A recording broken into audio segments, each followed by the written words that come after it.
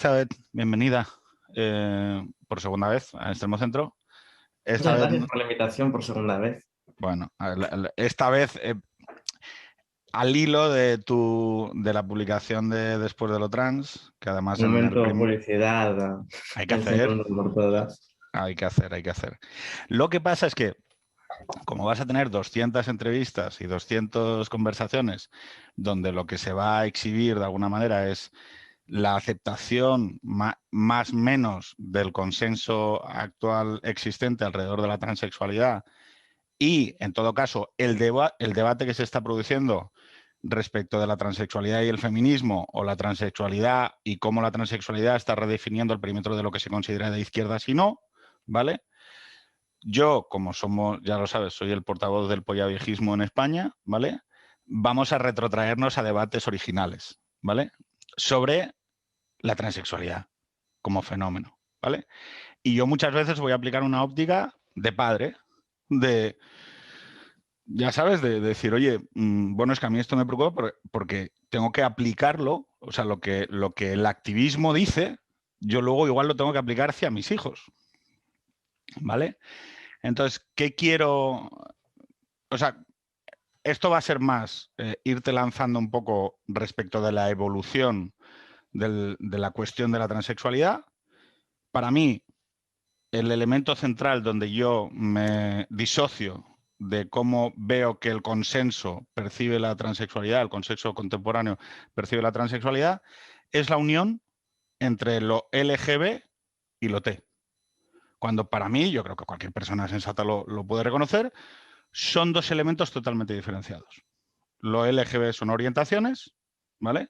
Y se basan, yo creo que de manera muy razonable, en que la sociedad reconozca la naturalidad de determinadas orientaciones sexuales, su existencia, y que proponga esos modelos de vida como equivalentes en derechos, como equivalentes en modelos familiares, como equivalentes en... como que esa moral sexual está dotada de una plena dignidad, ¿vale? Y lo T, que es otra cuestión, y además yo a donde me voy a referenciar muchas veces es a la APA, que es la Asociación Psiquiátrica Americana, donde se trata, todos lo sabemos, de maneras diferentes. Es decir, uno no tiene unos tratamientos asociados y otro sí tiene unos tratamientos asociados. Entonces, lo primero que te preguntaría es, ¿en qué momento se une lo LGB a lo T como modelo de activismo político o social?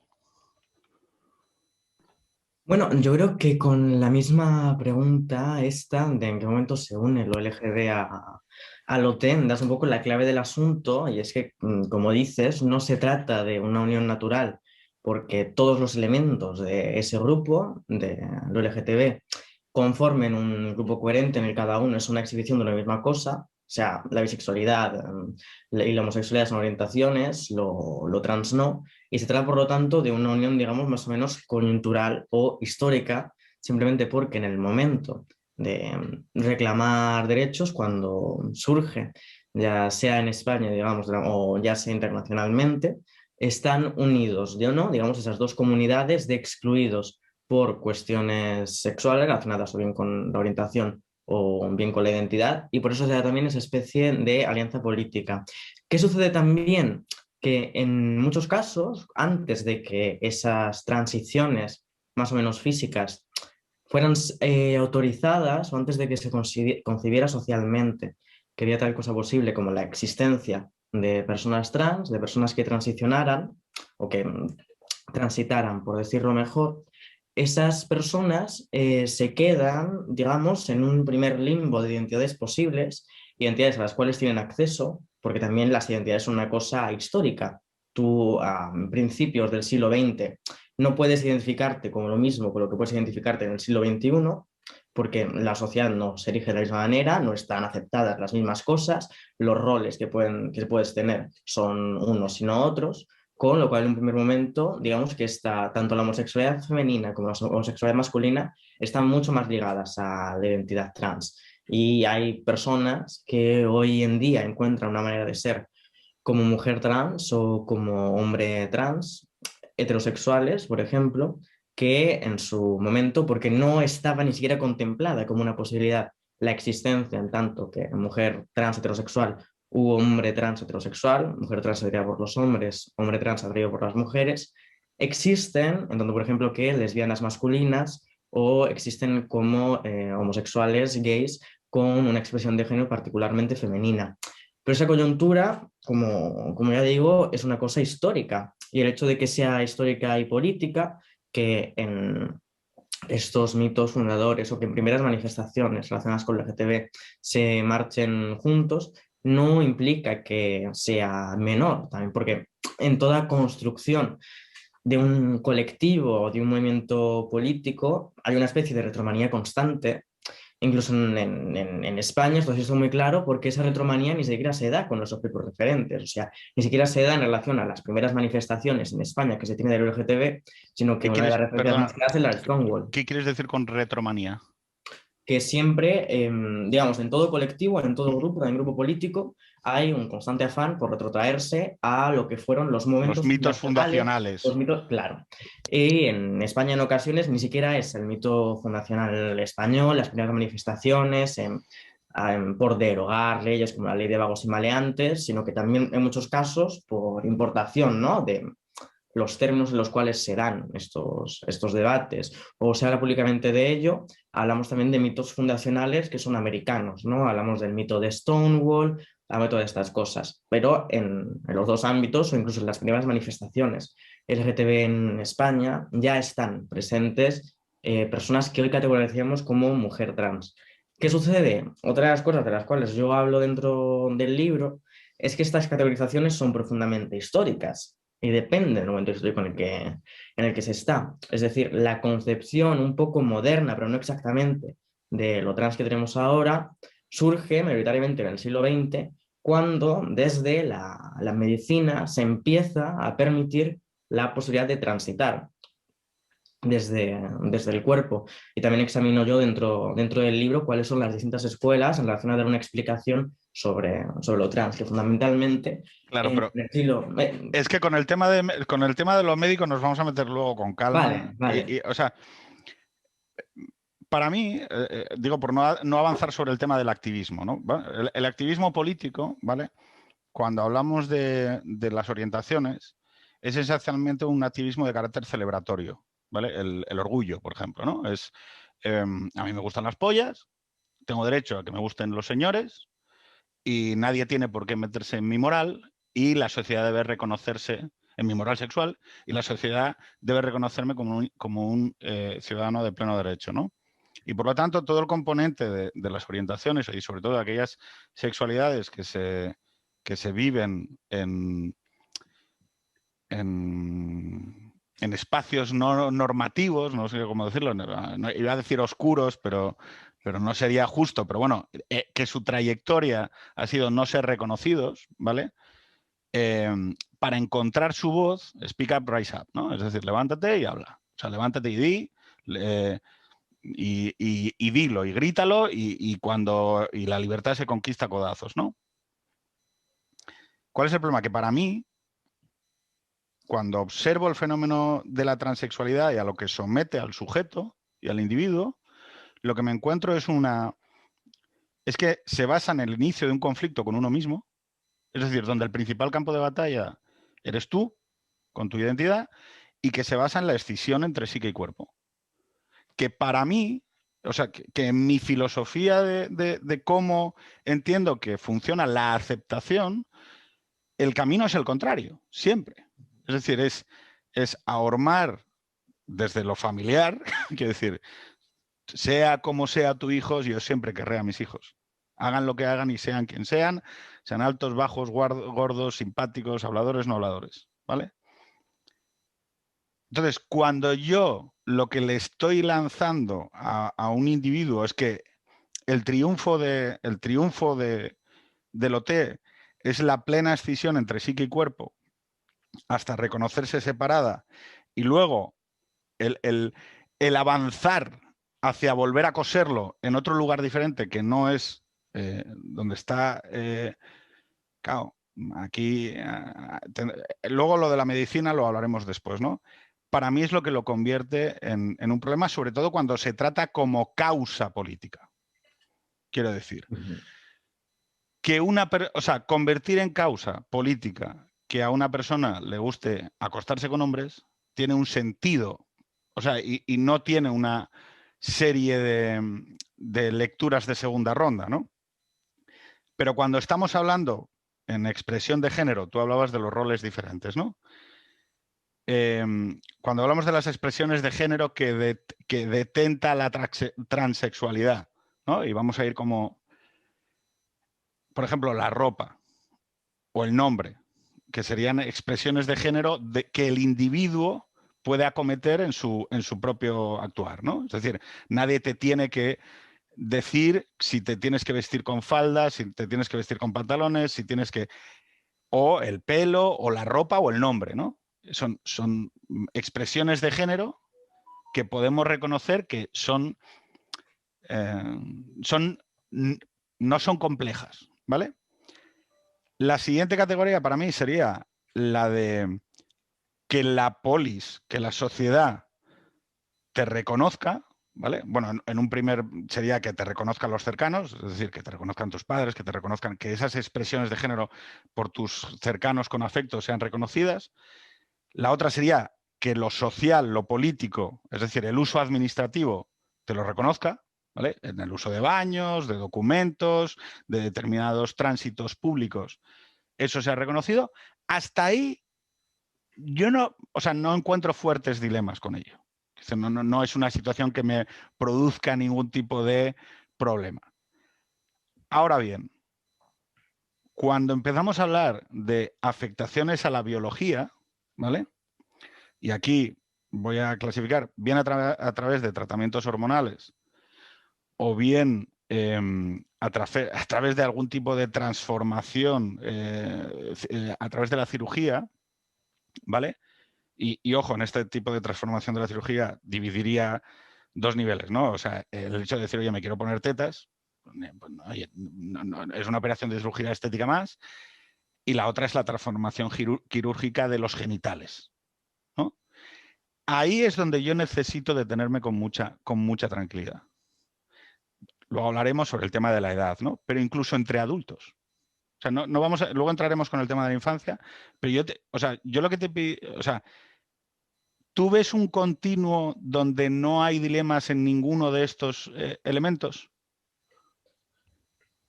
Quiero decir, por ejemplo, en el hecho de que surjan, ¿no? Digamos, que se permitan tratamientos hormonales para las personas trans está fundamentalmente basado en que esas personas trans, digamos, habitan precisamente en una sociedad. El hecho de que habiten en una sociedad conlleva que esa percepción, ese reconocimiento, en la mayoría de los casos, va ligado también a cómo te perciben el resto, a cuál es la imagen de ti o cómo te ven, cómo se te percibe en sociedad, ¿no? Si se te permite como hombre o se te percibe como mujer. Y eso no se puede fácilmente alterar simplemente declarando el nombre o declarando los pronombres. Es decir, no funciona para que el resto de gente te perciba como una cosa que tú declares simplemente o que pidas que se te quiere percibir como ¿Puedo hacerte tal. una pequeña coda y me la Ujú. desarrollas desde ahí? Claro, Sí. pero es que lo que me estás diciendo es que tenemos que someter a un tratamiento hormonal a alguien porque la sociedad no lo acepta como es. Si esa persona quiero decir, si esa persona desea someterse al tratamiento para ser reconocida por la sociedad, como siente la necesidad psicológica de sentirse reconocida, no veo necesariamente que tendría de malo. Yo creo que ya lo comentamos en la conversación anterior, pero claro, si por ejemplo un gay te Ujú. dijera que él por presión social, no te lo digo en el apartado jurídico, sino a una persona a la que tú quisieras, si una persona gay te dijera que quiere someterse a un tratamiento terapéutico psiquiátrico para quitarse la homosexualidad porque prefiere socialmente vivir siendo heterosexual, yo personalmente le diría, oye, no, tío, o sea, lo esencial en esta vida es aceptarse, o sea, tal y como uno es. Pero, Y la sociedad tiene una responsabilidad en aceptar la naturalidad de sus miembros. Es decir, esto es como es. Lo que estamos... no, pero en ese caso eres tú el que está perpetuando la separación entre mente y cuerpo. ¿Por qué? Porque estamos desligando completamente el espíritu o la mente, como sea el yo, como sea el alma, de lo que es el cuerpo, como si fueran dos esferas absolutamente separadas. Es decir, en el ensayo, por ejemplo, yo una de las cosas Ujú. de las que me alejo relativamente es de un constructivismo social radical que postularía que absolutamente todo lo ligado con el género, con la adquisición del género, se debería a factores puramente culturales. En esto yo creo que no hay necesidad de que la filosofía se desligue de la ciencia y hay estudios que muestran que esa internalización de la identidad de género o esa elaboración de la identidad de género puede estar ligada también a varios factores genéticos y biológicos que en el caso de personas trans hagan también que sean trans. Es decir, que haya una influencia no solamente cultural, no solamente del entorno, no Ujú. solamente social y de los códigos aprendidos, sino también genética y biológica dentro del hecho trans. Eso es lo que indican los No, estudios. sí, yo no niego, o sea, además creo que quizá en el tema de tanto en el tema de las orientaciones como en el tema de los trans habrá un peso epigenético de factores genéticos también influenciados por lo ambiental y habrá, como siempre, un diálogo, ¿no? Lo que quiero decir es que para mí eh, al- la aceptación de lo trans empieza, empieza con la aceptación de un conflicto. La aceptación de las identidades de orientación sexual son una aceptación y por lo tanto la batalla está allá afuera, está en la sociedad y entonces todos tenemos que hacer esfuerzos para que, lo he defendido aquí, incluso creo que uno de los grandes déficits del pensamiento conservador es no haber propuesto a día de hoy, todavía en 2021, una moral sexual virtuosa para la gente de orientación lésbica, gay o bisexual. O sea, debería haber, como la hay para lo heterosexual, una moral sexual conservadora para estas opciones, ¿vale? Y creo que es un debate que tiene que tener el propio conservadurismo.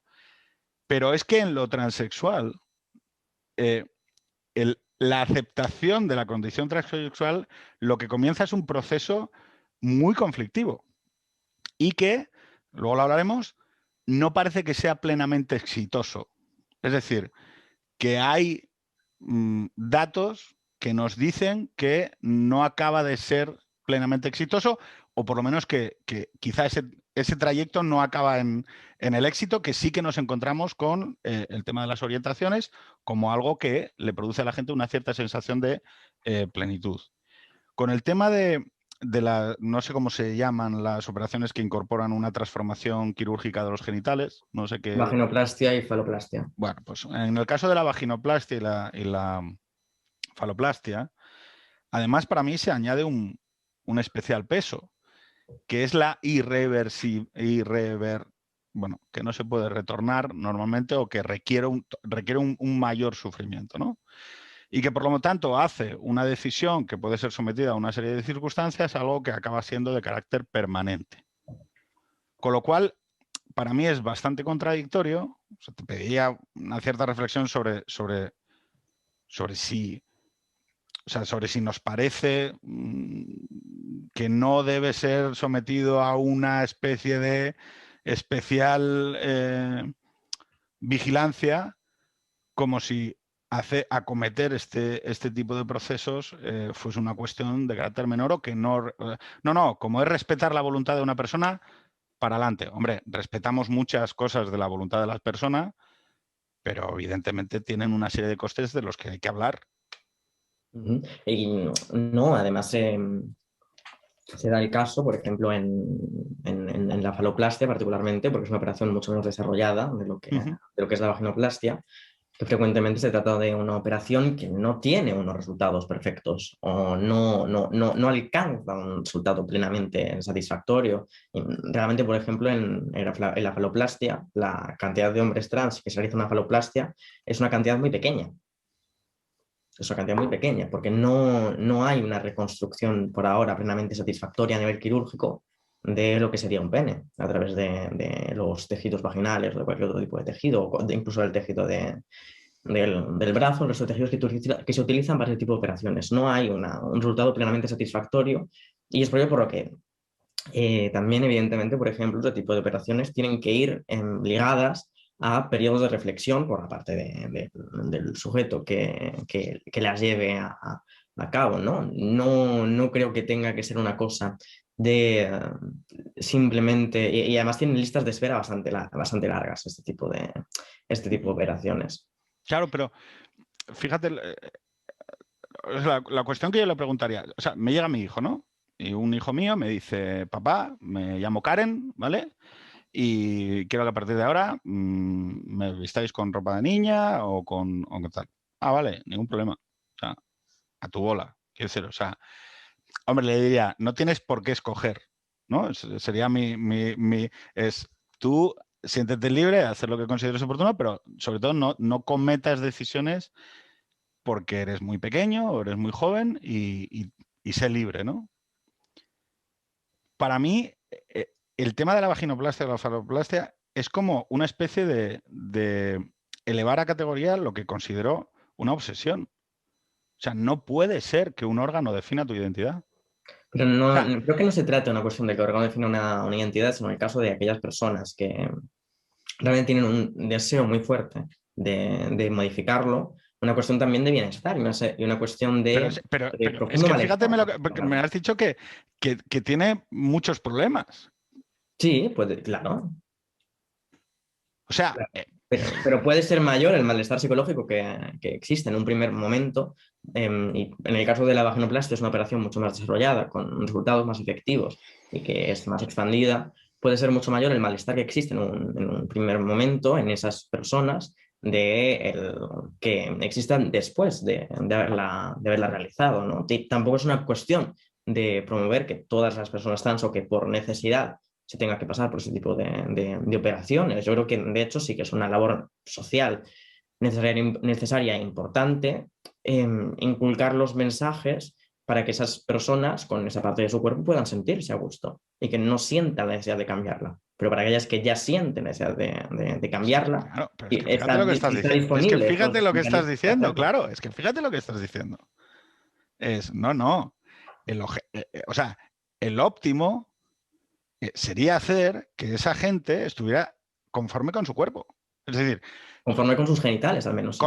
sí, con los genitales que Claro. les... O sea, oye, pues yo me gustaría tener un pollón de no sé qué, pero bueno, pues tienes que estar tranquilo, ¿no? Si tienes micropene, es decir, no, no sé si me estoy explicando, es decir, Desde luego que lo óptimo sería eso. es que el óptimo, o sea, lo que sería celebratorio, lo que para mí como socialmente debería ser celebratorio, sería decirle a la gente, oye, tú tienes un cuerpo que te ha sido dado o que has transformado a través de diferentes procesos, el ejercicio, quiero decir, la ropa, el maquillaje o lo que te dé la gana. Pero hay un punto en el que la transformación se puede tornar problemática. Ujú. Es decir, Yo creo que, por ejemplo, con las hormonas es un caso en el que no necesariamente se vuelve tan problemática, pero desde luego que con la modificación corporal a través de cirugía se debería promover que se acepte. pero fíjate, otra cuestión que para mí es, que lo tenía aquí, transexualidad e infancia, ¿no? En el tema de las hormonas, que yo Ujú. creo que es un poco como el debate último que se ha puesto más en vigencia, dada la discrepancia que existía entre la óptica del Partido Socialista y la óptica de Podemos, ¿no? Pero esto no es un debate sobre la ley trans, sino es un debate un poquito más amplio. Para mí, el debate sobre el tratamiento hormonal es el hecho de, volvemos otra vez a lo mismo, no, tú tienes que bloquear tu desarrollo hormonal, tienes que dejar que tus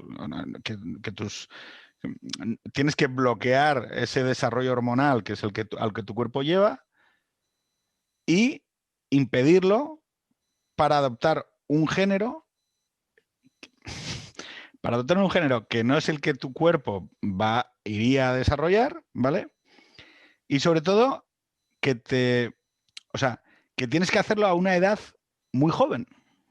Porque el debate sobre la juventud no es un debate casual, es el debate de que cuanto antes comiences el tratamiento hormonal, más eficaz es. Claro, porque estás impidiendo, estás impidiendo el desarrollo de tu cuerpo. Entonces, claro, la paradoja es, tienes que acelerar la decisión de tal manera que el sujeto sobre el que tienes que actuar no es lo que en las sociedades contemporáneas consideramos un sujeto pleno, no objeto de derechos, que lo es Claro, pero siempre. dentro de acelerar la decisión, precisamente para lo que se ha postulado la utilidad de los bloqueadores, por ejemplo, es para permitir que no se dé ese desarrollo, no que haya un desarrollo alternativo, reversible, sino que no se dé ese desarrollo durante un tiempo hasta que el sujeto que tenga una madurez suficiente, que se considera conforme a los 16 años, para poder pasar por un desarrollo. Precisamente porque en muchos casos ese desarrollo natural para muchas personas trans puede ser una fuente igualmente de sufrimiento. Claro, pero, o sea, el que haya sufrimiento no condiciona la respuesta a ese sufrimiento. Para mí, el que exista el sufrimiento no implica que por ejemplo, una persona que esté sufriendo mucho porque se quiera quitar la vida y tiene una depresión mayor, ¿vale? No le decimos que la solución es coger una pipa y volarse la cabeza. Lo que decimos es, bueno, vamos a ver cómo te tratamos y vamos a ver de qué manera podemos devolverte una óptica diferente respecto de la que tú estás percibiendo. Porque si una persona que está en una depresión mayor está pensando todo el rato, me quiero morir, no, no voy a salir de aquí, no voy a salir de aquí, no voy a salir de aquí. Hay sufrimiento, hay una autopercepción y nosotros trabajamos sobre esa autopercepción para cambiarla. ¿Por qué en el caso de la transexualidad no lo abordamos de la misma manera? Precisamente porque concebimos que es algo lo suficientemente engranado dentro del individuo, lo suficientemente instalado dentro del individuo con una suficiente fuerza como para que no pueda ser algo como que se ha cambiado su identidad de género. Pero te voy a poner una analogía que para mí es un poco, es muy burda, ¿vale? Pero necesito o sea, que a alguien más letrado que yo le ponga, ¿no? Nosotros tenemos una infinidad de trastornos de la percepción a los cuales asociamos desde la anorexia, me quedo en la anorexia, que es la autopercepción, es una distorsión de la percepción. ¿Por qué no tratamos la transexualidad como la anorexia? Porque no es eficiente tratarlo de esa manera, porque ¿Por puede qué? tratarse de una manera más eficaz de otra. Mm, Es, este debate y por ello la cuestión histórica a la que me refería antes hace eco al debate que se da en la ciencia en el siglo XX entre dos posturas fundamentales que son las de sobre todo la psicología y el psicoanálisis americano y el de la ciencia europea. La ciencia europea en ese momento concibe de una manera un poco más rudimentaria que en el ser humano se dan características sexuales en distinta proporción, en el caso de las personas trans, en una proporción particularmente pareja, y que la forma más eficaz de atajarlo es a través del cuerpo y a través del tratamiento del cuerpo. Mientras que la psicología, la psiquiatría, el psicoanálisis americano concibe que la forma de hacerlo es a través de la mente y que eso se puede corregir y por eso se desarrolla en terapias de conversión en Estados Unidos particularmente. Y es esa la que gana cierto peso a partir de cierto momento histórico, aunque luego lo pierde, ¿no? Cuando empezamos a concebir socialmente las terapias de conversión como algo un poco barbárico, el someter a electroshocks, el someter a otro tipo de tratamiento a las personas trans para que dejen de serlo. Pero ese debate ya estaba presente en ese momento, ya está presente en el siglo XX y lo que concluye es en eso, en lo que realmente funciona en muchos de esos casos, lo que se quiere es que el resto de la sociedad te perciba como aquello que tú has internalizado, como aquello que es tu identidad, como aquello que tú eres, es en muchos casos el tratamiento corporal y no el tratamiento por conversión, porque no es tan simple como quitar al individuo de la cabeza mediante una terapia psicológica la idea del género que sea, porque los métodos utilizados para ello, porque no era tan simple, son mucho más brutos a nivel histórico. Si es más engranado y es más eficaz y es más eficiente, ya sabes que te voy a preguntar por el tema de los suicidios. ¿Vale? Me he ido a la página del Williams Institute, que es un poco como de UCLA, ¿no? Y te dicen, igual estos datos son encontrados en una búsqueda de Google, o sea que tú has hecho un libro, con lo cual si están equivocados me lo dices, ¿no? Pero dice, el 51% de las personas que han o están transicionando han intentado suicidarse este año. Esto lo tengo abierto y parece razonablemente consistente. Estas son páginas Ujú. sensibles hacia la transexualidad. No me he ido a un foro de la alt-right. O sea, Yo tengo otros dos estudios distintos dale, de dale. 2018 y 2014. El primero es sobre el uso del nombre escogido, que Sí. expone que es el chosen name use is linked to reduce depressive symptoms, suicidal ideation and suicidal behavior among transgender youth, de Russell et al. Nuestra audiencia es semi-analfabeta como el presentador, o sea que El, vamos a el- el nombre necesitar escogido traducción. está enlazado a una reducción de síntomas depresivos, de Sí. ideación suicida y comportamiento suicida entre la juventud trans, de Russell et al., publicado en 2018 en el Journal of Salud Adolescente, Ujú. expone que el uso del nombre escogido disminuye ampliamente el riesgo de ideaciones suicidas, de depresión y comportamiento suicida en general en población trans. Otro, el riesgo suicida en la población trans de Reino Unido y el rol de transición de género en disminuir la ideación suicida y los intentos de suicidio, de Bailey et al., de 2014, expone que un 67% de personas trans antes del tránsito pensaba en el suicidio o Ujú. tenía ideaciones suicidas contra un 3% después del tránsito. Pero fíjate que tú has hablado del nombre, que yo lo he citado antes como expresión de género, que me parece, o sea, oye, no hay ningún problema, como la ropa o como diferentes expresiones de género, que es una cuestión que no genera. La cuestión es si ahí no hay El segundo es sobre la transición, no sobre el nombre. sobre la transición. Sí, el segundo es sobre la transición, los términos que utiliza son transición de género. Claro, pero entonces vamos a simplificarlo. ¿Hay una tasa de suicidios más alta en transexuales, sí o no? Que en la población general, probablemente, probablemente. O sea, y O al menos tasa de ideación suicida. de eso, de ideación, es decir, de intento, ¿vale? Eh, Tú que has pensado sobre esto y que has escrito un libro, o sea, ¿se ha tratado desde el punto de vista de qué razones o qué motivos llevan a ese colectivo a tener esa tasa de intento o de ideación más elevada? Bueno, desde también, ¿no? Desde estudios médicos y sociomédicos, también se habla de la inducción de estrés social a minorías que influyen, ¿no? en este tipo de datos, precisamente por la consideración social, las trabas para este tipo de transiciones o desarrollos sociales que influyen en que existan esos datos en la actualidad o que se den esas tasas de suicidio o depresión más elevadas, igual que también hay, por ejemplo, tasas más elevadas de depresión entre la población LGTB. El razonamiento de que es el estrés social el que hace No que... solamente un estrés social, sino también puede ser un malestar propio anterior a poder hacer la transición médica, un malestar por no verse reconocido por la sociedad, por no tener una vida, digamos, normal, porque yo creo que la aspiración de la mayoría de personas trans en ese sentido es de tener una vida normal, y creo que en ese sentido una cosa que critico, ¿no? Dentro del ensayo, es el argumento que se ha intentado que utilizar puedes decir muchas que es una vida veces. normal. El argumento que se ha intentado utilizar muchas veces sobre lo trans como inherentemente revolucionario o toda persona trans como inherentemente revolucionaria o rompiendo con los roles de género, yo creo que es un argumento que no funciona y que hay que asumir la existencia y celebrar, ¿no? La existencia de personas trans, incluso personas trans conservadoras o que llevan una vida conservadora, ¿no? Bienvenida, bienvenida. O sea, yo sé Personas que... trans o mujeres... No, no, no, sabes bien que yo no me incluyo, Bueno, en pero 10 años hablamos, no te preocupes. personas trans o mujeres trans que quieren vivir una vida con su familia, votar a derechas, yo creo que eso es una cosa también a celebrar, por ejemplo. Bueno, yo creo que ese es el tema. O sea, el tema es que, oye, hay mil cosas que no haría en mí, pero que puedo aceptar como tránsito normal de la vida, ¿no?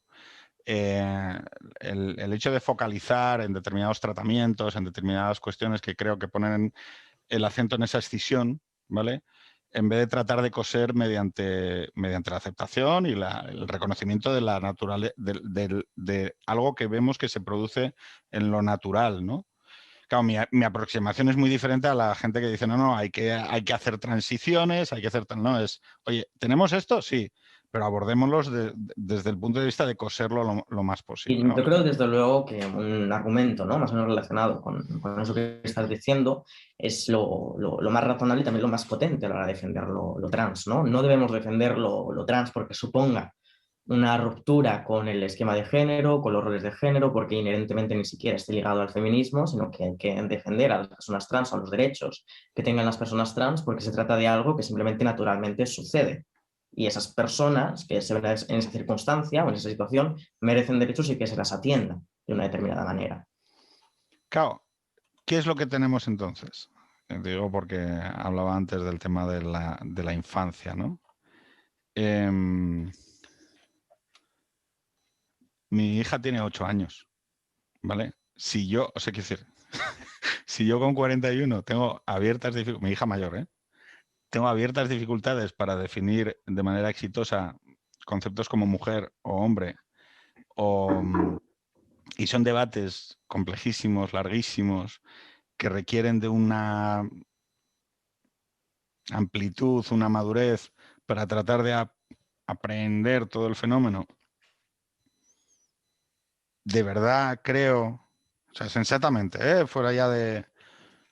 Creo que en 5 años mi hija va a ser capaz de tomar una decisión válida.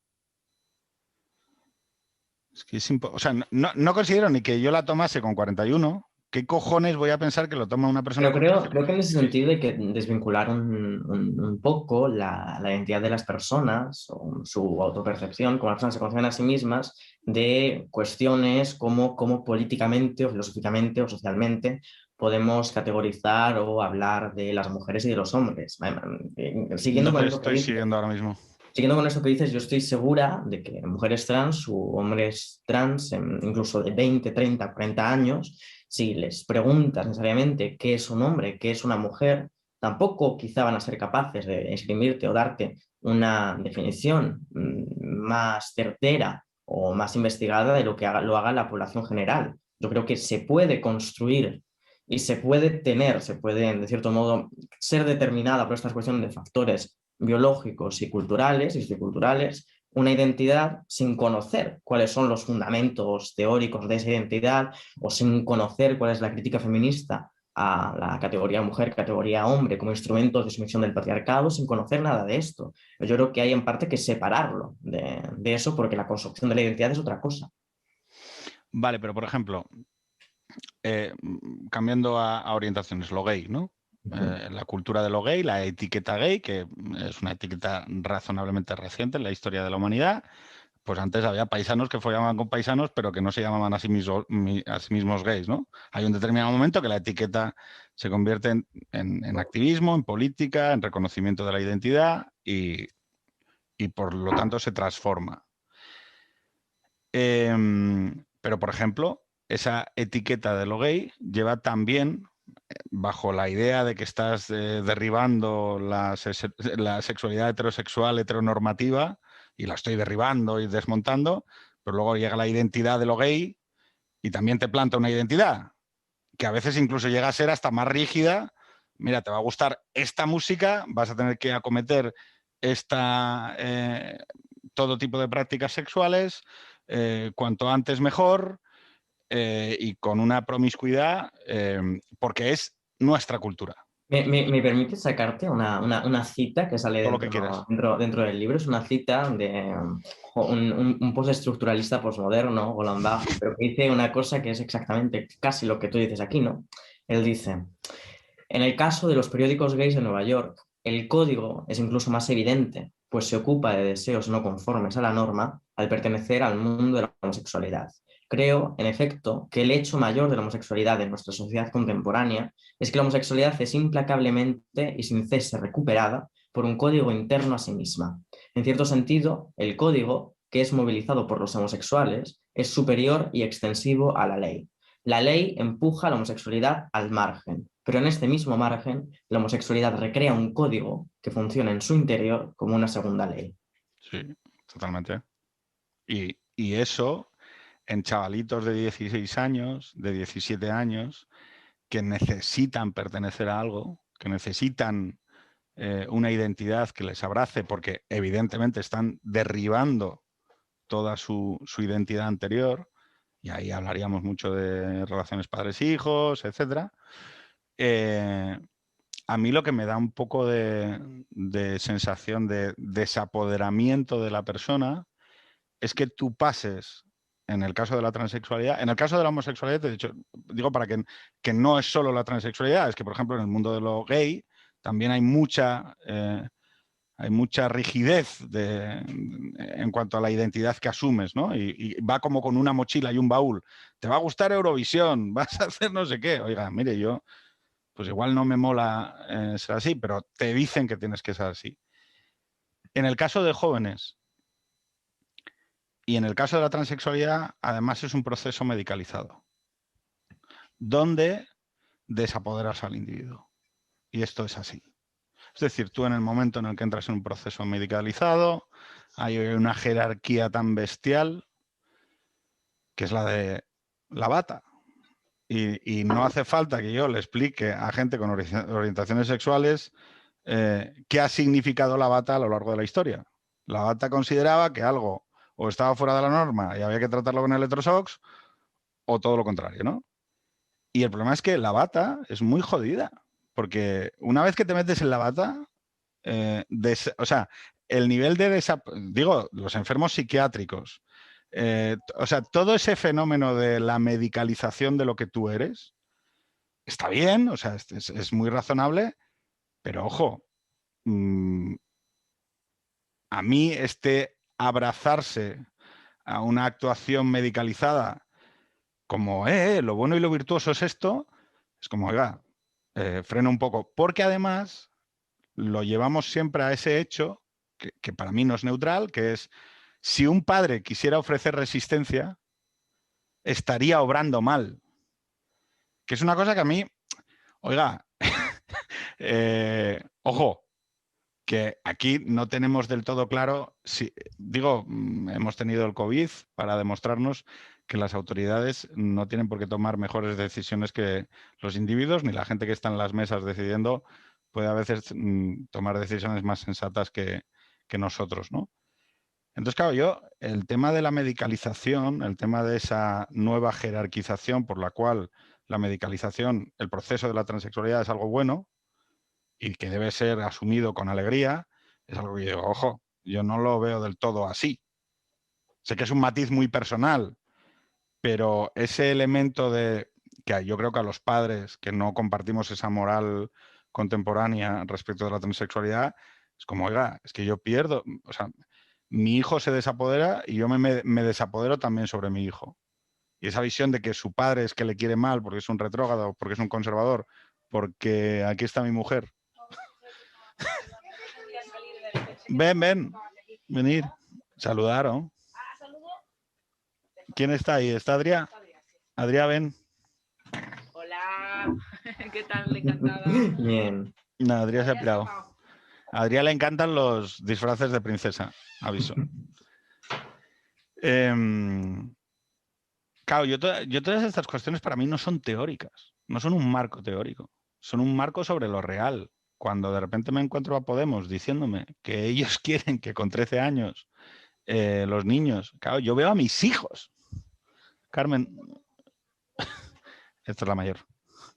Claro, ven, mira, ven. ¡Ey! Saluda. Hola. Claro, Hola. te está diciendo que hola. Claro, para mí no es un debate teórico, es un debate sobre lo real.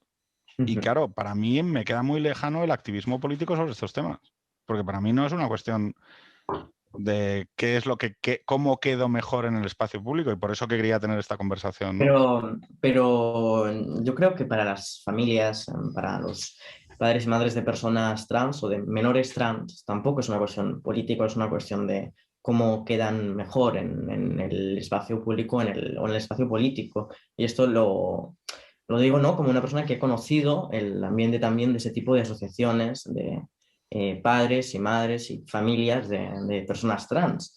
No se tratan particularmente de familias o de padres y madres que tengan dentro de esas asociaciones, ¿no? Una agenda de izquierdas, por ejemplo, mucho más extensa, unos proyectos globales para la sociedad o proyectos de transformación social o de reforma social, sino que en su origen, y esto ya data de unos cuantos años, se trata sobre todo de padres que quieren lo que ellos consideran lo mejor para sus hijos y quieren que sus hijos sean lo más aceptados dentro de la sociedad que sea posible, que sus hijos sufran lo menos posible, que sus hijos estén lo mejor posible. Creo también que tú tienes ese discurso que es respetable porque no te has visto tampoco en la circunstancia de tener que lidiar con un niño trans, tener un hijo trans, o no te has visto por ahora, ¿no? ¿Quién sabe qué te deparará el futuro, ¿no? De tener No, que... pero yo o sea, te digo una cuestión real. En el momento en el que uno de tus hijos te dice, te estoy hablando de una cuestión absolutamente experiencia real, ¿no? El primer momento en el que tu hijo te dice, oye, me quiero poner disfraces de princesa Ujú, y se somete en el tiempo a esa decisión con una cierta periodicidad, tú automáticamente ya empiezas a pensar. Empiezas a ujú. pensar en Y diferentes... yo creo que la opción, ¿no? Que es la que tú estás un poco proponiendo, de dejarle al hijo la mayor libertad posible, que haga lo que le dé un poco la gana, yo creo que es la mejor opción dentro de eso. No forzarle a que asuma todo el rato un rol femenino, un rol masculino, sino que deje él que se exprime, se exprese como quiera. Yo creo que es la mejor opción dentro de eso. Claro, pero fíjate, era un poco lo que te comentaba algo. La medicalización es una restricción de esa libertad. Los tratamientos hormonales es una restricción de esa libertad. Y Es una las restricción operaciones, voluntaria que solo opera a partir de cierta edad. claro, para mí, la frontera de los 18, o sea, ya a ver, que yo con 19, 20 y 21 me estaba drogando. Quiero decir no considero que a los 18 haya una varita, ala, ya está, ciudadano de pleno derecho y un paisano. No. Sí, o sea, yo hasta los 32 no fui una persona que tomara una postura como agente moral ante la realidad. ¿Vale? Antes era placer-displacer y una especie de nihilismo handmade. ¿Vale? Entonces, yo no considero que las cifras o los horizontes, o sea, tenemos procesos de emancipación que se pueden comenzar, o sea, los menores pueden emanciparse de sus padres, pero claro, por causas tasadas. Quiero decir, o sea, oiga, mire, hay esta situación en casa y demás. Es decir, yo la cuestión es que para mí la libertad, quizá por mi experiencia personal, ¿no? El haber madurado tan tarde y el haberme convertido en un ser, bueno, la mierda que soy, pero quiero decir que el haber tardado tanto tiempo en madurar y alcanzar un itinerario más o menos razonable sobre mi vida, eh, me lleva mucho a pensar en la capa, o sea, en que siempre tienes que mantener el mayor número de opciones abiertas que no te restrinjan ni te limitan en el futuro. Porque si yo hubiera en segundo de BUP, que era con 16 años, me hubiera tatuado una calavera en el pecho, ¿vale? Que era lo que más ilusión me hacía, pues, pues hoy llevaría una cosa que no me gusta nada. No pasaría nada, pues, me pondría otro tatuaje encima o yo qué sé, pero es que con estas cuestiones de las que estamos hablando, lo que implica es que una persona que con 16 medicaliza una decisión sobre sí mismo, emprende un proceso en el que jerarquiza una decisión sobre sí mismo ante profesionales médicos, que vale, cojonudo, pero para mí no hay, o sea, no son ángeles, tienen visiones, o sea, y tienen opciones. O les parece bien o les parece mal. Y entonces, si les parece bien, avanti, no sé si me explico. Y tú quedas muy desapoderado. Es decir, a la hora de que a partir de ese momento eres una parte en un proceso con citas, con tratamientos, te toca dentro de 3 meses, con botes de pastillas y con una infinidad de cuestiones en donde ya tú eres sujeto a un proceso en el cual además te dice si lo estás siguiendo de manera correcta o no. Es decir, no es algo, no es ni siquiera como las drogas, que oye, te las tomas, no te las tomas, pero bueno, no, es que ya Claro, estás siguiendo un proceso. pero a nivel social muchas veces pongamos, ¿no? En el caso de un menor trans, ¿qué alternativa le planteas, por ejemplo? Para mí una alternativa virtuosa. Sí. La misma alternativa que seguimos primero con las orientaciones, que es el trabajo esencial a realizar viene por reducir todo lo que son las discrepancias entre una sociedad que no reconoce que hay opciones que se dan en su sociedad. Lo que no convertiría es en celebratorio toda la cuestión relativa a los procesos, bien tratamientos hormonales, bien operaciones quirúrgicas. Eso para mí requiere de un grado de madurez asociado a los derechos de mayoría de edad, ¿vale? Y para mí serían ultimísima opción, ¿vale? Y buscaría la manera, en mis propios hijos, de que ellos se encontraran a gusto con su cuerpo. Tienes unos genitales que Pero sean... una cuestión es que ellos se encuentren a gusto con su cuerpo, pero imaginando, ¿no? Que un hijo se sintiera mujer, por mucho que pueda encontrarse a gusto con su propio cuerpo, ¿cómo responder al dolor de que en ningún ámbito de su vida, por tener, por ejemplo, un desarrollo de caracteres sexuales secundarios masculino, se le percibiera como mujer? Pues macho, a ver, primero reconociendo que estamos ante una situación donde yo creo que lo esencial es proteger al individuo en el entorno familiar, que yo es una cuestión que para mí es Pero no esencial. existe solo el entorno familiar. Ya, pero es el entorno familiar el que se va a quedar. Es decir, el Pues proceso ya, médico... pero existe un ámbito de trabajo, existe un ámbito escolar, existe Sí, toda sí, una variedad de sí, ámbitos. sí. Y lo que te va a acompañar toda tu vida va a ser el entorno familiar. Y el proceso médico acabará, y el instituto acabará, y la universidad finalizará. Pero tus padres van a ser tus padres y tus hermanos van a ser tus hermanos. Y si ese factor no lo reconocemos, como que No, desde luego que se este es reconoce. el sitio en donde tú tienes que ser reconocido, y me parece un trabajo ahí, ¿vale? Porque si tú lo que haces es Claro, extirpo pero esto, es fundamental que se reconozca en tu familia. me lo llevo a un proceso, le enchufo y luego lo retorno, igual lo que tienes es que aquello peta, ¿vale? Entonces yo, por ejemplo, evaluaría si en estos procesos de transición, cómo va a reaccionar la familia.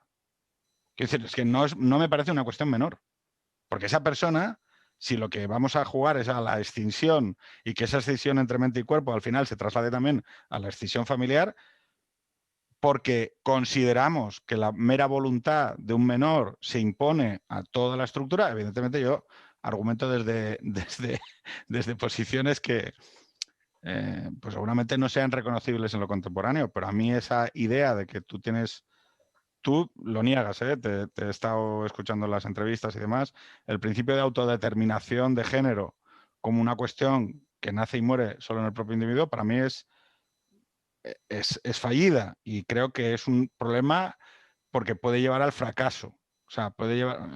Fracaso es un concepto muy polisémico. Puede llevar a mayor sufrimiento, que es una expresión que me gusta de lo que has dicho, mayor sufrimiento, ¿no? Es decir, cómo integrar a esa persona transexual en un entorno familiar y social que viva en torno a esa realidad, pues igual es mejor no tratar y es mejor no transicionar o esperar a hacerlo de manera a prisa y corriendo, porque le va a generar un problema muy grave dentro de su familia. Entonces, esa idea, que es la que yo veo reflejada en las leyes, ¿no? O en el discurso público de si lo hace el niño individuo que no puede conducir, que no, que no puede, que no puede celebrar contratos, porque, ojo, los depositarios los tutores de sus derechos son sus padres. Tócate los huevos, pero para esto no. Claro, a mí me parece que hay una contradicción muy fuerte. O sea, es mi sensación, ¿eh? No, pero hay una cosa, sobre todo, de traer este debate en colación con la ley trans, que es que realmente lo que tú planteabas antes, de que el escollo más grande entre Unidas Podemos y el PSOE estuviera en cuestión de el tratamiento médico, no es cierto, más que otra cosa porque las competencias sanitarias están transferidas a las comunidades autónomas y las comunidades autónomas ya han legislado, muchas de ellas, sobre cuáles son los tratamientos sanitarios y también sobre cuáles son los tratamientos sanitarios a menores. La Comunidad de Madrid tiene, creo que desde 2016, una ley trans que trata estos temas.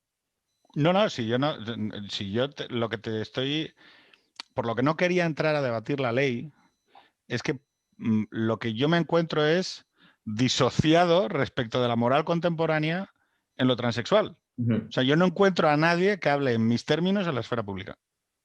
Porque es como que de repente hemos saltado. No sé si porque se supone que al hablar en mis términos uno se convierte en homófobo o no respetas la condición del otro, yo qué sé, no lo sé.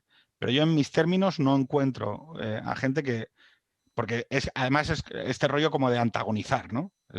No, si yo no tengo ningún tipo de antagonismo hacia la persona que decide eso en libertad, partiendo de la base de que no me parece, vuelvo a repetir, celebratorio, ¿no? El someterse a operaciones o el someterse a tratamientos hormonales, no me parece que sea la manera de aproximarse a ello socialmente correcta, lo celebratorio.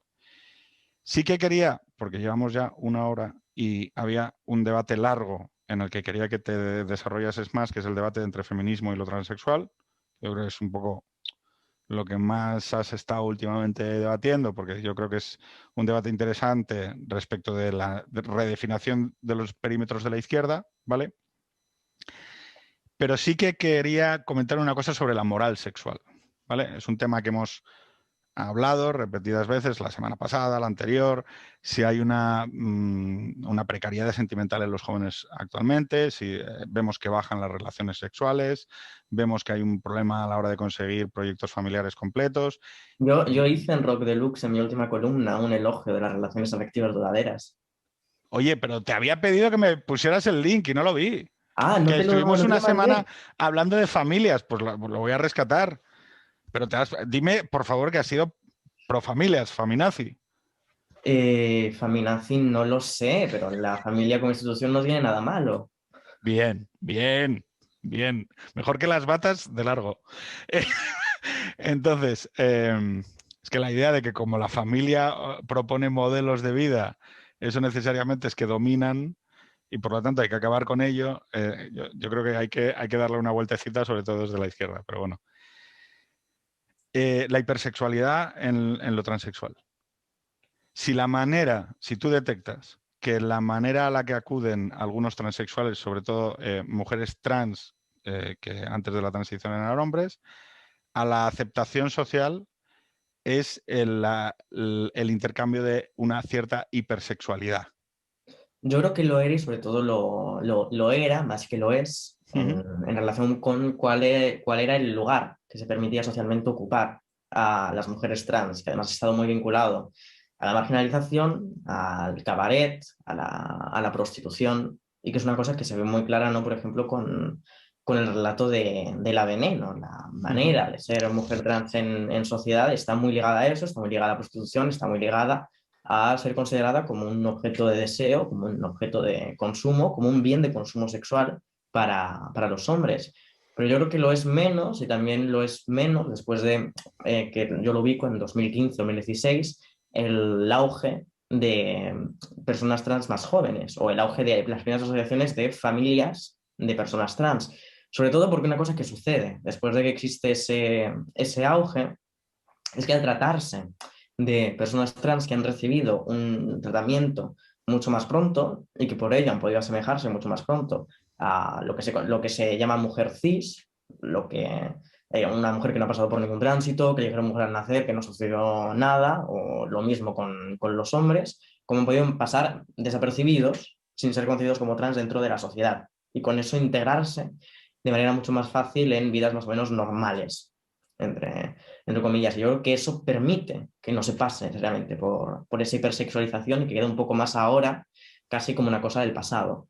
Aunque siga habiendo casos, claro, pero creo que es algo que está en proceso de pasar a ser algo anterior.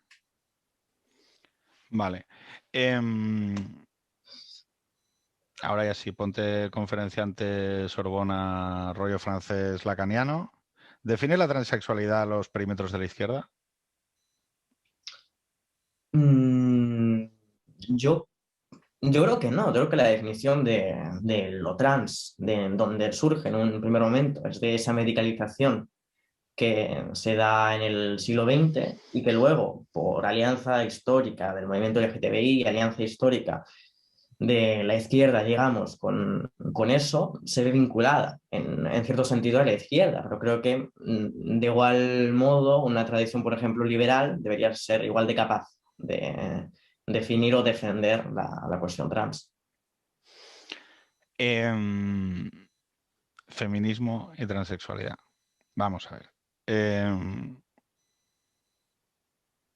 Yo además te escuché hablar de esto, de que en realidad no hay disputa, ¿no? Que en realidad al final del día, si uno va a los textos, en realidad no se encuentra disputa. Pero hombre, habría que preguntarle a las feministas que están haciendo campaña en el PSOE para escenificar que sí hay disputa y que sí hay frontera, ¿no? Para los que no lo sepan, para los 4 inadaptados sociales que escuchan Extremo Centro, que no lo sepan, el debate sobre el género en España, vamos a identificarlo con Carmen Calvo, ¿vale? A efectos de activismo político, se basa en el reconocimiento de la mujer como un género que tiene una serie de necesidades alrededor del cual se realiza una serie de activismos, ¿no? Claro, si tú a un hombre transexual, perdón, un hombre que transiciona a mujer transexual, automáticamente la consideras mujer a todos los efectos, lo que defiende una feminista del PSOE es que se produce un desplazamiento indirecto de las mujeres a través de hombres que han usurpado la condición femenina.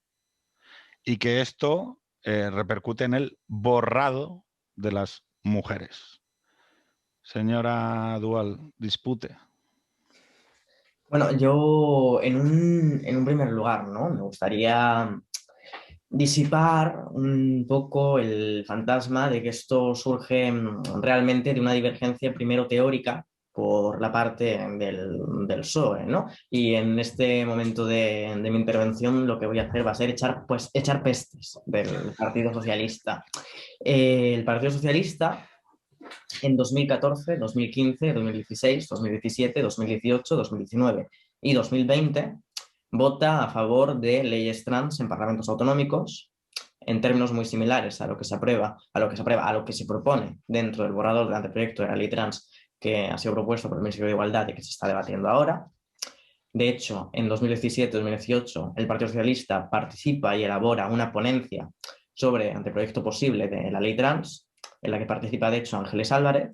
Ángeles Álvarez es ahora una de las miembros del PSOE que se ha mostrado más en esta especie de alianza contra el borrado de las mujeres, contra la ley trans, y también es una de las firmantes de ese proyecto de ley que habla exactamente los mismos términos que el actual, de 2017-2018, y es una de las personas que se hizo en ese momento fotografías delante del Congreso con una bandera trans, junto a Carla Antonelli, otras compañeras del partido, movimiento LGTBI, apoyando una ley en estos mismos términos.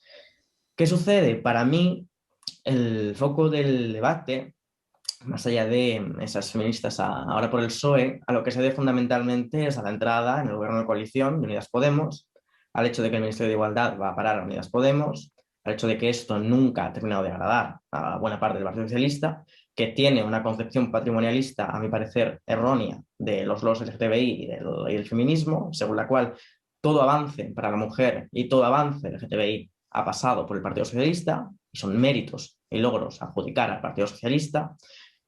Cuando, si nos atenemos puramente a la historia, en 1999 el Partido Socialista se negaba a incluir el tratamiento de personas trans dentro de la cartera de la Seguridad Social. En 2006 no tenía la percepción de que ya había hecho demasiado por los derechos LGTBI y que los derechos de las personas trans eran una cuestión secundaria, y no es sino después de la huelga de hambre de Carla Antonelli y presiones desde el activismo LGTBI que se aprueba la primera ley 3/2007 de las personas trans.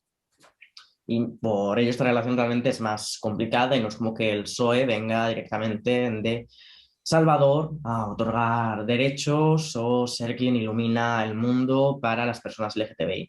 ¿Qué sucede? ¿Qué significa también este hecho de que Unidas Podemos esté en el Ministerio de Igualdad?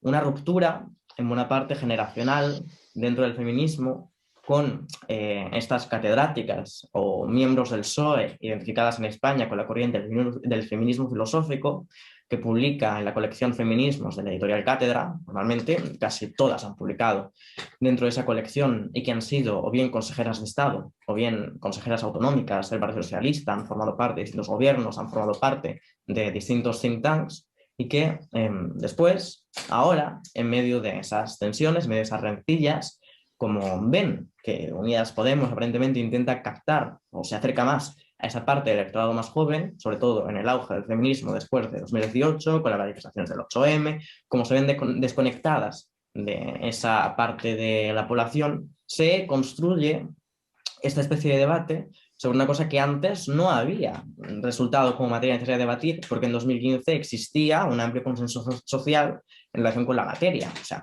en 2014 mismamente se aprueba una ley trans en el Parlamento de Andalucía, similar a la ley de la que hablamos ahora mismo, para la cual el Partido Popular vota a favor. No, sí, a Todo... ver, qué decir, yo lo que pasa es que reconozco que cuando uno se coloca en contra del PSOE, es jodido, ¿eh? O sea, quiero decir que de repente la cosa empieza a carburar, empiezan a salir reflexiones en tertulias, empiezan a salir columnas, empiezan a salir y la cosa se pone dura, porque el consenso cultural se resquebraja. Es llamativo. Yo ahora que estoy viendo las dos masas de opinión chocar dentro de la izquierda, entiéndase como se quiera, claro, es que uno lo contempla y hasta le hace gracia, ¿no? Decir, joder, es que cuando sacan la navaja, ¿sabes? La cosa se pone dura. No, yo el tema es que sí que hay circunstancias, me hace gracia, ¿no? Es hasta el 2015 había tal consenso, pero ahora mismo ese consenso No, parece sí, claro. roto, ¿vale? Sorprendentemente se rompen los partidos, no en la sociedad. O antes no existía el consenso y si existían... O sea, ahí hay algo que a mí me resulta extravagante, ¿no? Que es el hecho de que por alguna razón hay debates que resulta difícil tener. Entonces, cuando se tienen en términos de intereses de partido, que es un poco... Porque, por ejemplo, para ti, te pregunto, ¿tú no percibes que en las mujeres transexuales en competiciones deportivas hay un debate a tener? Pero es que, por ejemplo, Sé que son minorías, ¿eh? Pero... claro, ¿no? Y en el Comité Olímpico ya se rige según unos estándares que, por ejemplo, la Federación Española no puede disputarse con los estándares del Comité Olímpico en relación con las mujeres trans, que ya están consideradas de cierta manera en esos temas. Ya, pero vamos a poner un caso extremo que ya sé que genera un poco como de shock estético, ¿no? Es una jugadora de rugby que antes de la transición era hombre y que por lo tanto, en base a la testosterona que ha recibido a lo largo de su vida, tiene una potencia física que supera con mucho la media de la categoría femenina, ¿no? Podemos hablar de tenistas, podemos hablar de ciclismo, podemos hablar de cualquier tipo de fuerza. Claro, en el ajedrez no, pero en cualquier prueba deportiva donde haya un fuerte componente muscular, es muy probable que la testosterona sea casi como ir dopado, pero vamos, como ir dopado durante 20 años. Yo creo que se podría legislar o matizar en ese sentido, teniendo en cuenta en qué momentos empieza la transición, cuál ha sido el desarrollo muscular y cuál ha sido el desarrollo óseo bajo distintas sustancias. Yo creo que se podría matizar en ese sentido. Y de hecho, creo ¿Cómo? que probablemente se matice y se matice la ley, ¿no? Porque también es que eso es lo que sucede con las leyes. La ley primero es propuesta por el Ministerio de Igualdad, después pasa por una primera aprobación en el Consejo de Ministros, pasa por aportaciones del resto de ministerios, pasa por debate en el Parlamento, pero que eso son desde luego cosas, por ejemplo, relacionadas con el deporte, que se pueden matizar y que se pueden cambiar de cómo está formulada la ley actual. Claro, pero para ti, ¿cuál es la opción moralmente correcta? Por ejemplo, establecer esas distinciones lo menos intrusivas posibles, pero teniendo en cuenta factores de hormonación, de cuál ha sido el desarrollo de la persona, etcétera. Chicos, público, Carolina, David, Gonzalo, no sé si tenéis alguna intervención, son gente maja, o sea que no creo yo que pongan en problemas. ¿Alguno queréis hablar? Bueno, yo mismo. Quizás salirme un poco de... Evidentemente, haré la pregunta en torno también a la transexualidad, pero no en los términos en los que estabais hablando. Me gustaría plantearle a Elizabeth la siguiente pregunta. ¿Estarías de acuerdo con una legislación que obligar a utilizar determinados pronombres a la hora de referirse a las personas transgénero? Yo creo que en ese sentido una legislación no, por ejemplo, en los ámbitos privados o en operaciones privadas o en cualquier tipo de ámbito real de la vida cotidiana, no debería introducirse en modificar errores o en corregir errores de cómo se dirige una persona a la otra. Creo que lo máximo que se puede hacer en ese sentido es sostener que las instituciones públicas deben respetar la identidad de una persona, pero no creo que la legislación deba meterse en cómo se dirige en la cuestión de los pronombres a personas en el ámbito privado. No creo que la legislación deba introducirse en eso y creo que además me parece una cosa inviable intentar regular eso. Igual que es inviable intentar regular la percepción, ¿no? Se ha visto muy recientemente en el debate también mezclada la cuestión de los cuartos de baño.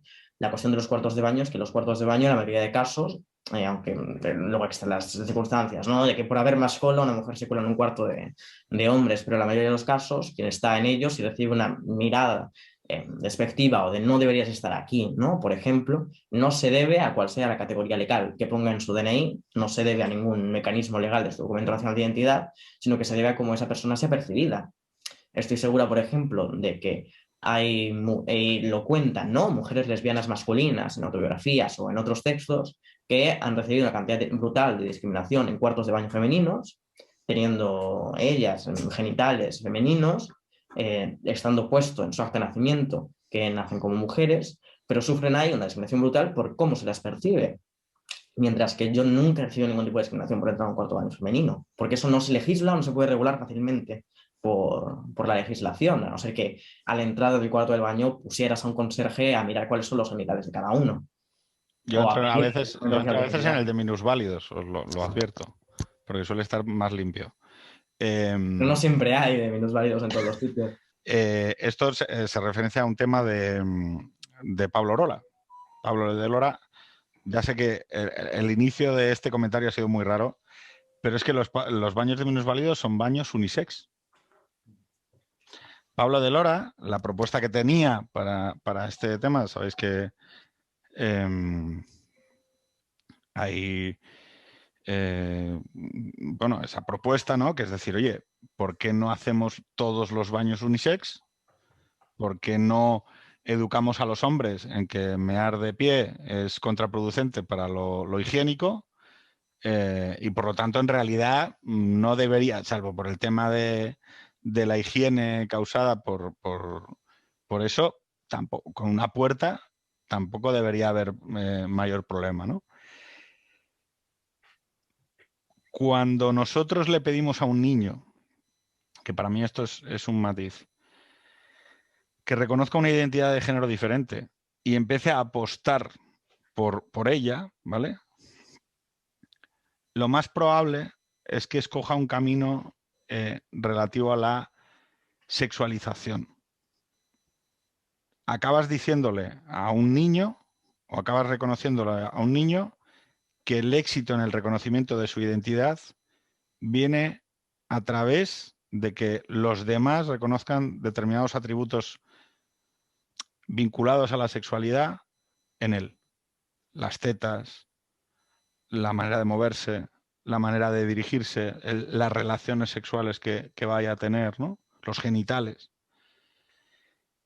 Y que esto es un poco la reflexión para mí global final. Esa es la contradicción fuerte que tengo con la cuestión de la transexualidad, que me parece que es no reconocer a la persona por lo que es, sino pedirle que empiece una larguísima batalla para conseguir una serie de atributos o condiciones que en realidad es muy probable que nunca le lleguen a satisfacer del todo. Porque ahora yo te quería preguntar, para ti, ¿cómo fue? O sea, ¿en qué momento tú tomaste la decisión? Yo eso lo he contado creo en algunas entrevistas, ¿no? Fue en el momento de mi pubertad, cuando empieza esa disconformidad, cuando empieza ese malestar, y yo se lo comuniqué a mis padres a los 14 años. Pero ¿y cómo es el proceso mental? En mi caso, ¿no? El proceso mental viene de ese sentimiento de malestar primario, de ese sufrimiento primario y de reconocer de dónde viene ese sufrimiento primario.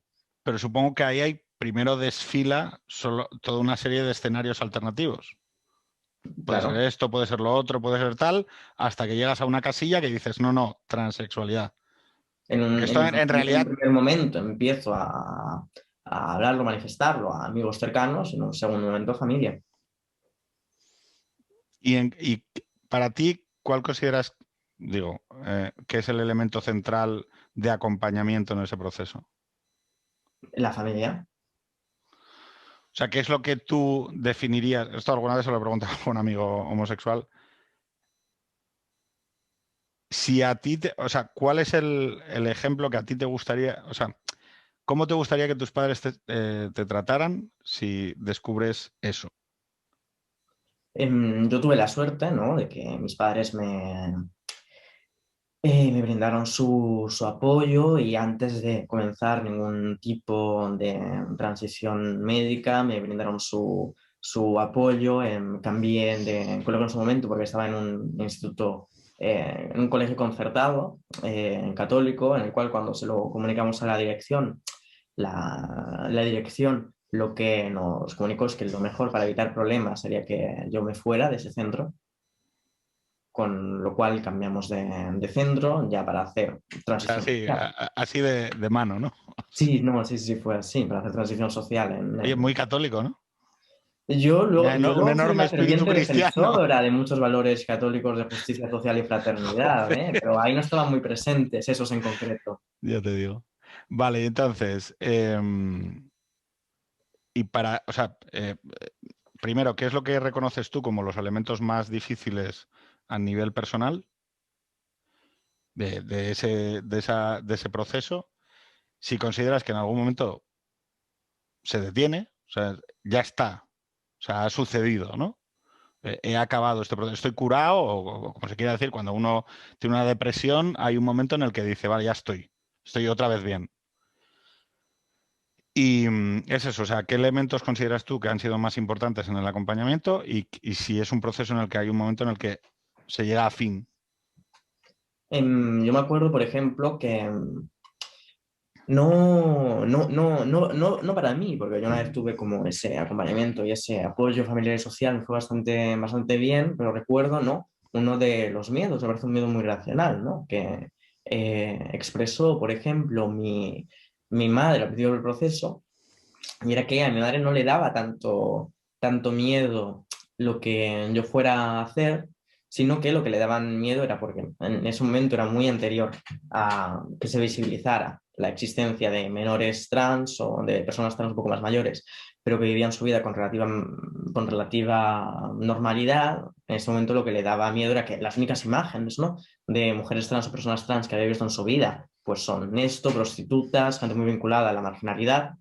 Lo que le preocupaba era la cantidad de sufrimiento que había sido inculcado socialmente que tienen que pasar las personas trans, o como la condena de por vida que socialmente pasa por el hecho de ser trans, y en un proceso de darse cuenta de que no es solamente eso, de que se puede tener una vida plena y satisfactoria siendo trans y habiendo realizado un tránsito. Yo creo que llega un punto en el cual lo trans deja de ser un foco central de la vida del individuo. O sea, ahora mismo lo es para mí, pero lo es para mí porque publico un libro sobre el tema y porque hablo sobre estos temas en redes sociales, pero en el resto de ámbitos de mi vida, con amigos o incluso profesionales o a nivel académico o educativo, después de cambiar documentación, continuando con el tránsito médico, sí que llega un momento en el cual deja de ser algo fundamental de tu vida, ¿no? Y el hecho, por ejemplo, de la hormonación se convierte más en algo rutinario a lo que no se le da una real importancia o al que no se le presta mayor atención, con lo cual sí que hay un momento en el cual eso deja de ocupar espacio mental o desaparece un poco del espacio mental. Yo quería, aparte de las dos preguntas que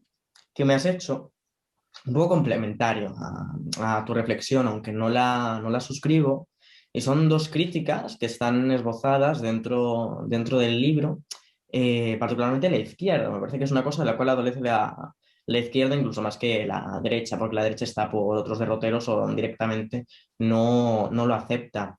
Pero esta cuestión que tú dices de la sexualización o de que el reconocimiento como individuo pleno está ligado a la sexualización, el reconocimiento de ciertos caracteres sexuales, yo creo que más bien se ve vinculado a una cosa en la que cae la izquierda por lo que yo llamo dentro del ensayo la posición identitaria en el discurso.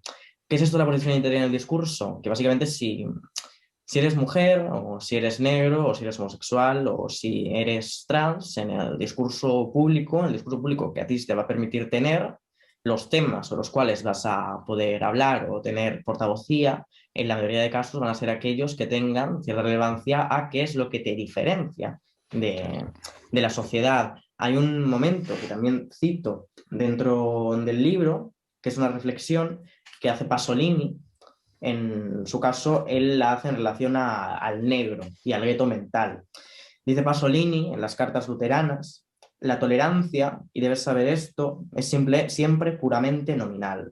No conozco ni un solo ejemplo ni un solo caso de tolerancia real, porque la tolerancia real implicaría una contradicción en los términos. El hecho de tolerar a alguien es igual a condenarlo. La tolerancia es una forma más refinada de la condena. Decimos, en efecto, de aquel a quien toleramos, consideremos al negro, que tomamos antes como ejemplo, que puede hacer lo que le plazca, que tiene pleno derecho a seguir su naturaleza, que su pertenencia a una minoría no es un absoluto signo de inferioridad, etc. Pero su diferencia, o más bien su error de ser diferente, sigue siendo la misma a ojos de quien ha decidido tolerarla y de quien ha decidido condenarla. Ninguna mayoría podrá nunca borrar de su conciencia el sentimiento de la diferencia de las minorías. Será siempre consciente, eternamente, fatalmente consciente. Así, en consecuencia, el negro podrá ser negro, es decir, vivir libremente su diferencia, incluso fuera del gueto físico, material, que le habíamos asignado en las épocas de la represión, por supuesto. No obstante, la imagen mental del gueto sobrevive y es indestructible. El negro será libre, podrá vivir nominalmente sin obstáculos por su diferencia, pero quedará para siempre encerrado en una especie de gueto mental, y desdichado sea si decide salir. No podrá salir si no es bajo la condición de adoptar el punto de vista y la mentalidad de aquellos que viven fuera del gueto, es decir, de la mayoría.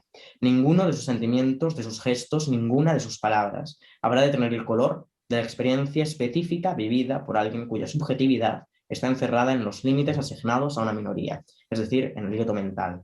Debe renegar de sí mismo por completo y hacer parecer que la experiencia que lleva consigo es una experiencia normal, es decir, mayoritaria.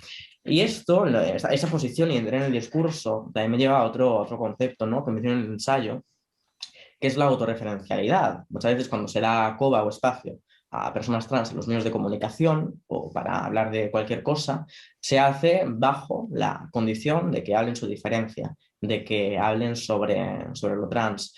Yo creo que más que lo que tú has comentado sobre la sexualización, lo que habría que llevar a cabo, lo que habría que llevar adelante es visibilizar la existencia de personas trans que puedan hablar sobre todo el resto de temas disponibles al común de los mortales, que no estén necesariamente definidas por el hecho de ser trans y que no se las reduzca, como se reduce en el discurso social, en el discurso público, en el discurso cultural, al hecho de ser trans. Y creo que esa reducción es consecuencia del hecho de que, por ejemplo, para hablar de lo trans, solamente puedan hacerlo las personas trans, solamente escojamos portavoces que sean trans y se quite legitimidad a personas que no sean trans para hablar de ello. Creo que si no se supera ese marco en el cual se obliga a que los únicos interlocutores posibles de lo trans sean las personas trans, no se puede llevar a cabo que las Estás impugnando las identidades, ¿eh? ¿Cómo? Que estás impugnando las identidades. El problema, o sea, es que, claro, lo que dices es muy gordo, pero es que ha habido un proceso de abandono del sujeto universal contra el que es muy jodido luchar. No, de esto tienen que hablar, de esto tienen que hablar los negros, de esto tienen que hablar los gays. Si el portavoz de igualdad de un grupo mayoritario en el Parlamento tiene que ser de una orientación sexual, si va a hablar sobre temas de gitanos tiene que ser gitano. Y claro, es que eso es la hostia porque es abandonar el sujeto universal. Pero yo es Y que eso yo lo critico en el ensayo. Pues me parece muy saludable porque me parece que es que si no, no hay Dios que haga coaliciones. Es que si fragmentas las identidades, el problema que hay es que lo único que te queda al final, sin sujetos de unión, es bueno, de gente deslavazada, ¿no? Que además no sé cuál liga. Yo hay una cuestión que has trasladado aquí sobre el tema del gueto mental, ¿no? A mí ese es un tema que me preocupa mucho, sobre todo en gente joven. La gente joven que asume identidades para sustituir las que abandona, ¿vale? Y entonces coge con una fiereza y con una...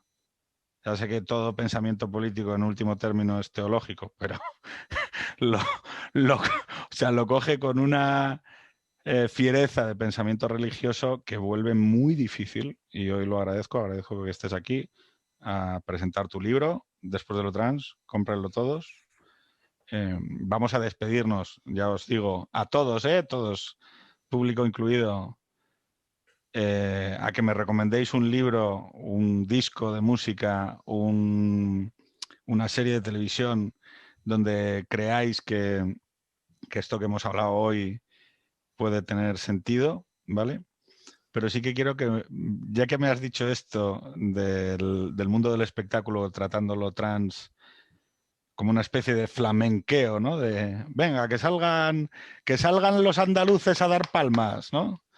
Y el andaluz igual es premio Nobel de física, ¿sabes? Oiga, que soy de Jaén, pero que soy algo más, ¿no? Que andaluz. Digo, ¿cómo ves Drag Race y todo este fenómeno de la espectacularización de lo drag y de todo este tipo del contenido, casi te diría, teatralizado de estas cuestiones? Yo lo veo La bien. Veneno, perdón, o sea, sabes la peli de los Javis, La Veneno y demás, Sí, ¿no? yo creo que hay que separar de La Veneno. También escribí una crítica en su momento para la sección cultural de Contexto, y también está recogida y ampliada dentro del libro, que también es una crítica bastante dura con el trabajo de los Javis. Pero, por ejemplo, Drag Race yo lo veo bien, pero porque creo que hay que separar la cuestión de lo drag o del disfraz performático de lo Cuando hay que... un niño de 8, 10, 11 años que lo hace, ¿no te contradice nada? Mm, pero yo creo que eso responde a otras dinámicas de la sociedad en la que vivimos, en la que afirmativamente seguramente hay una hipersexualización muy temprana, y donde los niños reciben una cantidad de mensajes o codificaciones muy pronto, pero debido a otras cuestiones, igual que reciben una cantidad de mensajes relacionados con la violencia muy pronto, pero creo que eso es otra cuestión que no tiene por qué ver con la existencia de ese tipo de programas en los que estén adultos que digamos, poniéndose en disfraces o bailando o haciendo lo que sea como espectáculos, ¿no? Creo que no hay nada inherentemente malo a lo drag, y que hay que separarlo además muy radicalmente de lo que es O lo sea, trans. ¿tú no crees que hay un continuo Entre lo entre, drag y lo trans, no. déjame, entre el travesti, ¿vale? Bueno, perdón, voy a ir entre la persona homosexual muy afeminada, ¿no? Diríamos, con formas muy femeninas y demás. Luego el travesti o lo drag, no sé si es la misma categoría, pero bueno, que la gente me perdone por la poca categorización científica del tema. O sea, ¿no crees que haya un continuo en donde esto se desarrolle, sino que lo trans es una categoría propia, independiente, que no se relaciona con lo otro? Hay un continuo histórico, pero por el hecho de que Esto me parece muy interesante porque yo es que no lo tengo claro, ¿eh? O de sea, que hace unos cuantos años, hace 40 años, 50 años, no existían las existencias trans como las concebimos hoy en día. No existía esta posibilidad ni culturalmente ni a nivel de mensaje social, con lo cual muchas personas que a lo mejor si tú las colocas ahora mismo en la sociedad, o sea, si nacen ahora mismo o si nacen hace 10 años, hace 20 años, serían mujeres trans, en su momento dado fueron travestis o nunca llegaron a considerarse como mujeres. Creo que hay un continuo histórico de cuáles son las identidades o lo que un individuo puede ser en sociedad, que no es lo mismo ahora que hace un tiempo, ¿no? Hay también estudios académicos en relación a este tema con la homosexualidad, que como tú bien decías, es una invención relativamente reciente, y también lo es la heterosexualidad, ¿no? La heterosexualidad no tiene tampoco 2000 años, sino como construcción concreta, como clasificación concreta de los individuos. Es también reciente y hay estudios o tesis académicas contrapuestas, ¿no? Porque las hay de un lado o del otro, y por ejemplo la de David Halperin, que dice en el libro, dice que si colocaras una persona que por sus actos se categorizaría, por ejemplo, en la antigua Grecia como homosexual en la actualidad, o una persona homosexual ahora en la antigua Grecia, no sería necesariamente homosexual ahora, o no sería necesariamente homosexualidad en la antigüedad, porque esas categorías precisamente son construidas socialmente, construidas históricamente, y varían dependiendo de la época. Yo creo que en su momento hubo muchas personas que a lo mejor hoy podrían ser mujeres trans, pero que en su momento se clasificaron como travestis, pero no creo necesariamente que haya una relación de igualdad. Sí que hay una relación de continuo histórico, de cuáles son las posibilidades abiertas, pero no que sean asimilables o que sean lo mismo. Chicos del público, ¿alguno tiene alguna recomendación, dispositivo cultural, producción cultural que quiera recomendar a la audiencia? Yo tengo una y no es un libro, no es un disco, no es una película, porque creo que en este asunto concreto tiene que haber libros como el que ha escrito Elizabeth, pero desde el punto de vista académico. Desde el punto de vista cultural, de lo que se trata es de normalizar la situación y de que todos lo veamos con tanta indiferencia como la mayoría vemos las orientaciones sexuales. Entonces, el espacio cultural o el hecho cultural que creo que es más necesario que un libro o que cualquier otra cosa son sitios como el Mercado de San Miguel. Sitios donde nos relacionamos con naturalidad y no nos planteamos unos a otros cuál es nuestra autopercepción de género o nuestra identidad sexual, sino que simplemente somos nosotros mismos y ya está. No creo que nunca se pueda llegar a aceptar a los demás leyendo un libro. Para aceptar a los demás te tienes que relacionar con ellos. Estoy de acuerdo. Y es una cosa además que me ha chocado mucho. Dime. No, que estoy de acuerdo. No, me ha chocado mucho porque cuando había estado hablando, sobre todo en la parte del debate que habéis de la medicalización y de por qué se producía, lo que yo tengo la sensación es que todos los motivos que ha dado Elizabeth son motivos de falta de aceptación social.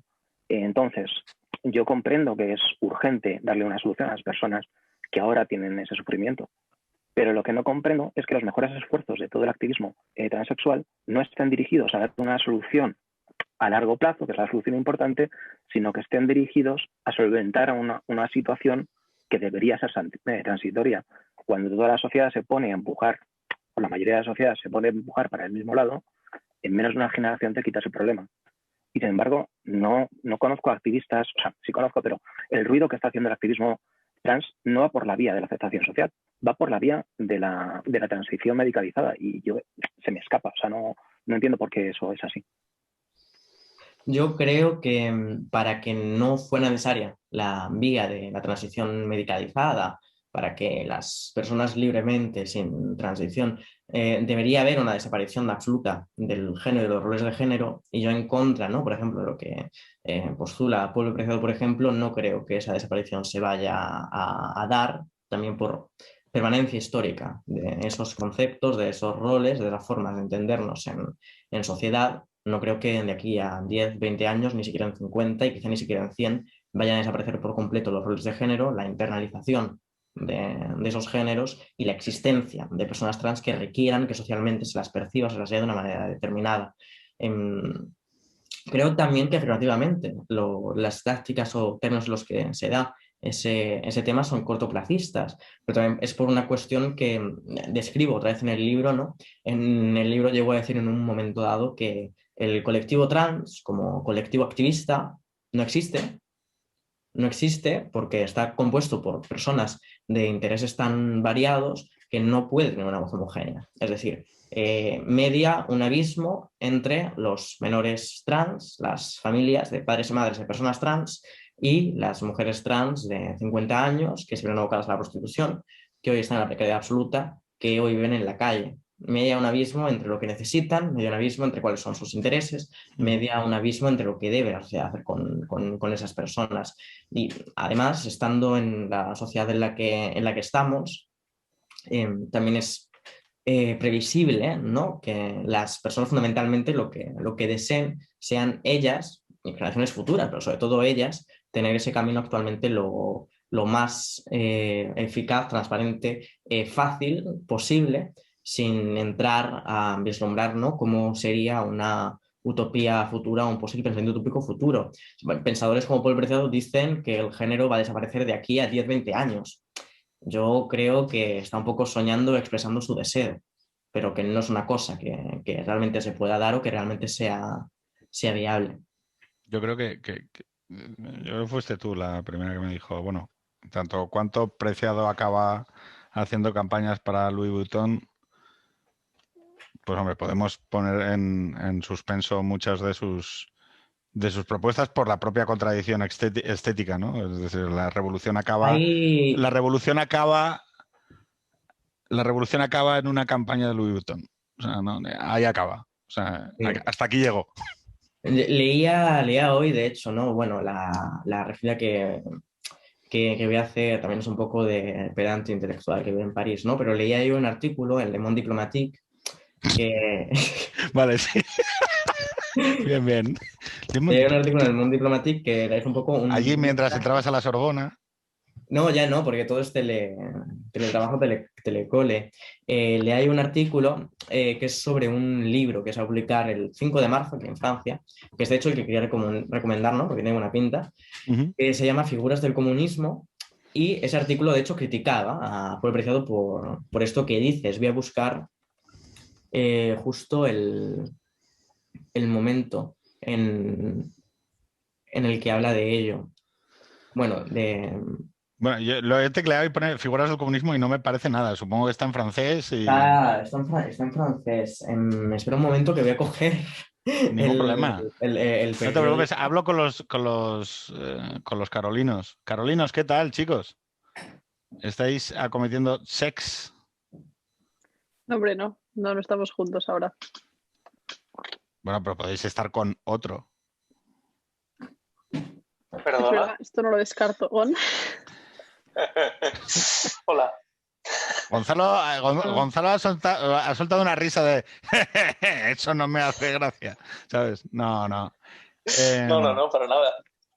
Oye, Carolina, dinos, ¿qué recomendación de dispositivo cultural haces? Ya, antes de que, para no cortar esto, leo rápido el extracto. Decía, habla de el entendimiento entre distintas luchas, tipo anticapitalismo, antirracismo, ecología, feminismo. Dice que cada uno esté preocupado por sus asuntos es bastante normal, que lo sea hasta el punto de hacer daño a los asuntos de los demás, no. Un intelectual, como Paul Preciado, se va a defender a los LGTBI en un clip artístico dirigido por Gus Van Sant por el gigante de lujo Gucci, explotador como se debe y defraudador fiscal convencido. Las luchas salariales no le dicen gracias. Y luego continúa con una forma que me pareció particularmente bien hallada, que decía, una autora anónima de un artículo ponía la cuestión decisiva. En nuestras luchas, ¿a qué mundo nos atamos? Para Preciado, que pretende buscar nuevas alianzas entre distintas luchas contra las políticas heteropatriarcales, capitalistas, colonialistas, extractivistas, es un poco el colmo acabar en una institución archicapitalista, y más cuando luego señala que nunca ha tenido tanta libertad como trabajando con Gucci, que quizás es el problema. Llegando a decir luego el artículo que la dominación capitalista ocupa el lugar superior en la jerarquía estructural de las dominaciones, que es, claro, una cosa que yo secundo.